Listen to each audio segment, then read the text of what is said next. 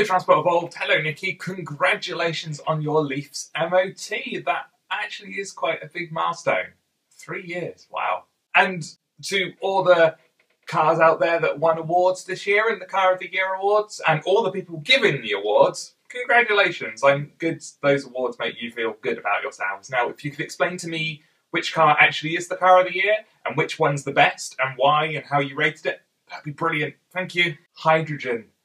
Yeah, this is always going to be quite an emotive topic, I think, for people in our industry, and quite rightly so. It is a rival to electric cars in a sense, although in another sense it's not. But it is, as you say, very interesting to see Japanese manufacturers pursuing hydrogen fuel cell vehicles when electric vehicles and CHAdeMO is everywhere.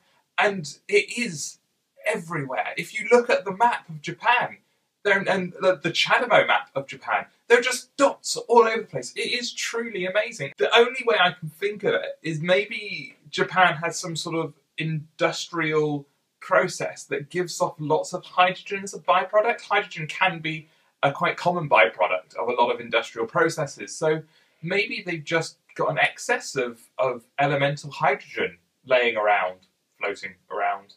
But for the rest of the world, most hydrogen comes from us doing electrolysis on water and a few other things involving fossil fuels. The idea that the range of hydrogen cars is longer, therefore you need less refueling stations, doesn't make any sense. Unlike electric cars, you can't charge these cars at home. Say you've got a hydrogen car that's got a 300-kilometre range and your nearest hydrogen fueling station is 100 kilometres away. You've got to drive there, refuel, drive back home, by which point you've used at least 100 kilometres of your range. You've then got 200 kilometres left, so you can drive 100 kilometres in and around the area you're in before you have to drive 100 kilometres back to the refueling station. It doesn't make sense. What do I want to talk to you about today? I'm actually going back to a topic we've already covered.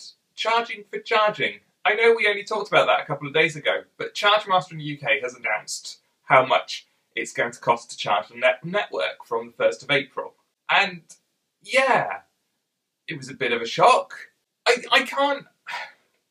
don't know if I want to say it's expensive or not. For me, it's expensive. I guess that's the best way I want to put it here. For me, it's a very expensive option to charge on the go. I've always said that a £5 rapid charge I'd be quite happy to pay, or even a £10 rapid charge in some situations, because I'm paying for an extension to my range. I'm paying for the convenience.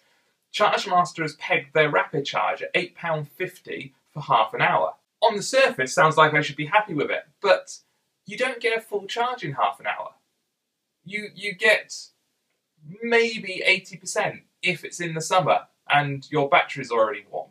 But in the winter, which is when I want it because my range is reduced because I don't have a heat pump heating system, when it's cold outside, getting from 0 to 80% takes longer than half an hour, and going up that last little bit to 100%, because usually I'm trying to double my range, takes even longer. So I'm looking at £17 for a rapid charge. Or if it takes longer than an hour, which it could in theory do, I'm looking at some number I don't even want to calculate at this stupid time in the morning. And there's been lots of comments today, and I'm seeing them appear on my Twitter stream and in forums about how people are considering switching away from electric cars back to internal combustion engine cars because the pricing scheme is no better than petrol. The charging network at this moment, isn't about allowing people to own cars. It's about allowing people to make journeys they can't usually make. Very few people rely on the charging infrastructure as it exists currently to own an electric car if they don't have off-street parking at home. And I think it's a worry to potential buyers of EVs.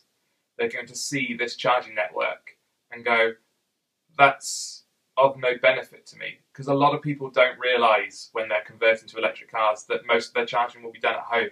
They're in a mindset where they're used to going out of their way to put petrol in their car, and they think that applies to an electric car. And if they start seeing these prices for charging, they won't see the savings that can be made on fuel because they're charging at home every day. And that's an education problem on our side, but if we've got companies out there with these prices that high, it could actually damage EV sales. And the whole thing's actually got me a bit down today. I'm going to go away now, Nikki. I shall see you actually in a couple of minutes when you turn up with the e-up. But I'll see you then, and if not, I'll see you tomorrow. And all you transport of old people, I'll see you tomorrow. Bye bye.